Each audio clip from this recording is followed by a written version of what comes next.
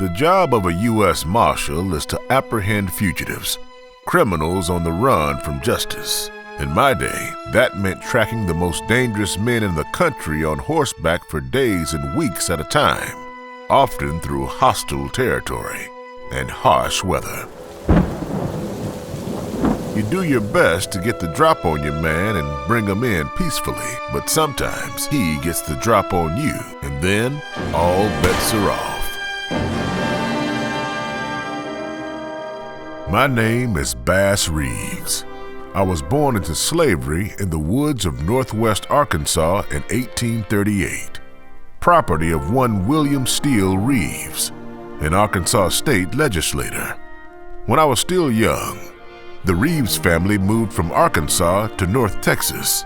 I was treated somewhat differently than other slaves in that Mr. Reeves taught me to shoot a rifle. In fact, I was such a good shot, he used to enter me into contests and won many a bet that way. When the Civil War broke out and Mr. Reeves' son, George, went to fight for the South, he sent me along to serve as a valet and bodyguard for the young man. I saw some battles in the years that followed, and I learned that the fight was about ending slavery. But how long would the war rage on? How long would I have to wait for freedom? One night, I saw an opportunity to escape. I took off on horseback and headed for familiar territory in Arkansas. I knew I'd be caught sooner or later if I stayed there, so I continued across the Arkansas border into Indian Territory, a place that many runaway slaves would go for refuge at that time.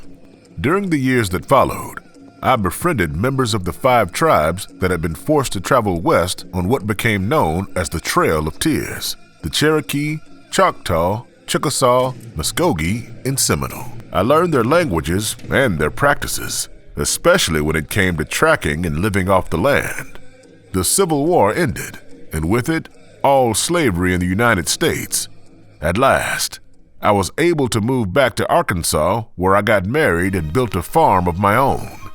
The 10 years after the war was some of the happiest of my life.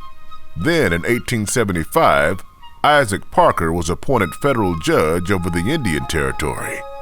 He was looking for brave men of good character who knew the area, spoke the languages, and were a crack shot.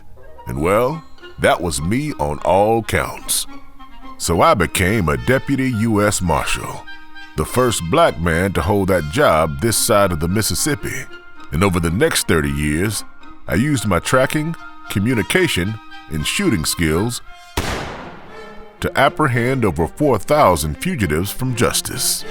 It was the most dangerous job in the most dangerous place at the most dangerous time in American history. And I was good at it. I was also in a unique position to get close to black outlaws who weren't expecting a black man to be a U.S. Marshal and apprehend them safely when their guard was down. But occasionally, despite my best efforts, I would have to draw my gun. In the decades after the Civil War, I saw black men elected to both state and federal office, and it seemed that America was on a good path forward. I saw Indian Territory become the state of Oklahoma, but before long, racist groups began using violence, intimidation, and unconstitutional laws and practices to keep blacks from voting and holding office in the South. The place that I helped bring law and order to so it could become a state was now using the law to discriminate against me.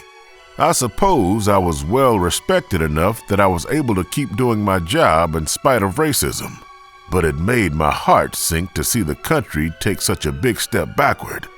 But by far, the hardest thing I had to do in my whole career as a Deputy U.S. Marshal was to arrest my own son, Benny. He was a rash young man. He lost his cool in an argument with his wife and shot her. He swore that he wouldn't be taken in alive, but when he saw it was me that came to get him, he surrendered. The question each of us must answer for ourselves is, will you always pursue peace, knowing that it isn't always possible? And will you always pursue justice, knowing that sometimes it will break your heart?